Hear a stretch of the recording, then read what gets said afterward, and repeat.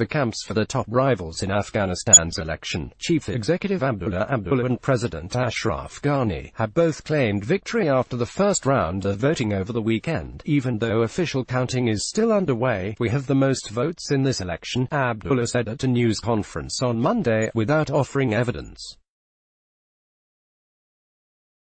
The results will be announced by the B.A.C. Independent Election Commission, but we have the most votes. The election is not going to go to a second round. 190,924,060,851,450 Abdullah, who is seeking the presidency for the third time after losing in 2009 and 2014, said his team would make the new government. Also on Sunday, Ghani's running mate, Amrullah Saleh, said that the president had won a clear first ballot victory. Saleh also did not offer evidence.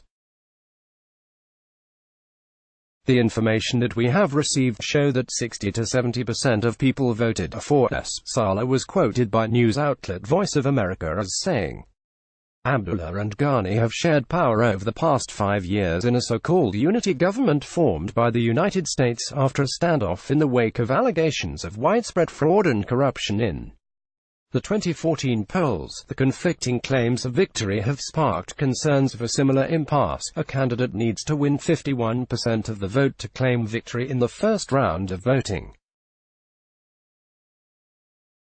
A runoff vote would be held in November between the top two candidates if no one passes that mark. Electoral body slams Abdullah. Senior B.A.C. official Habib Rahman Nang immediately slammed the claims of victory as premature. No candidate has the right to declare himself the winner, he said. According to the law, it is the B.A.C. that decides who is the winner. Results are not expected until October 19, as there are no exit polls in Afghan elections. Projections of victory are guesswork, said Al Jazeera's Tony Birtley, reporting from Kabul.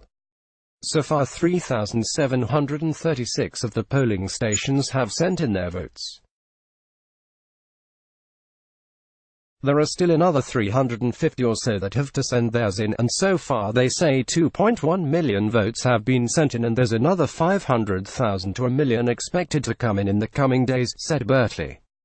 The vote held on Saturday saw a low turnout because of the threat of attacks, a muted campaign and concerns over fraud.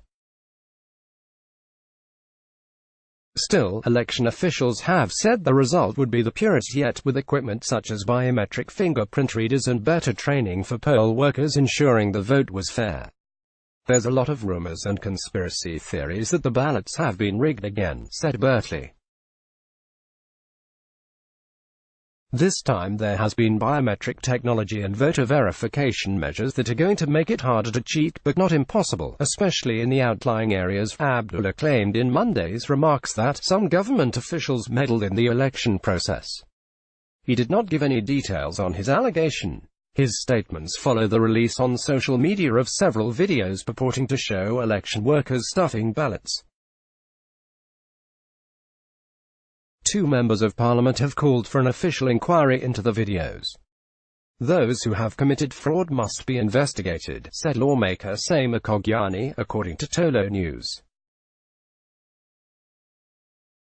A commissioner from the B.A.C.'s Complaints Department, Mohammed Abdullah, said they're focusing on this issue. The commission has received 2,569 complaints relating to the vote so far. The head of the complaints panel, Shura Bayan Shinwari, said United Nations Secretary-General Antonio Guterres earlier commended all Afghans who exercised the democratic voice, and congratulates them on the commitment to selecting their leaders through the ballot box. Authorities heralded Saturday's election as a success because the Taliban was unable to pull off a large-scale attack resulting in high casualty numbers, and there were fewer technical difficulties than some had feared. Let's block ads. Why?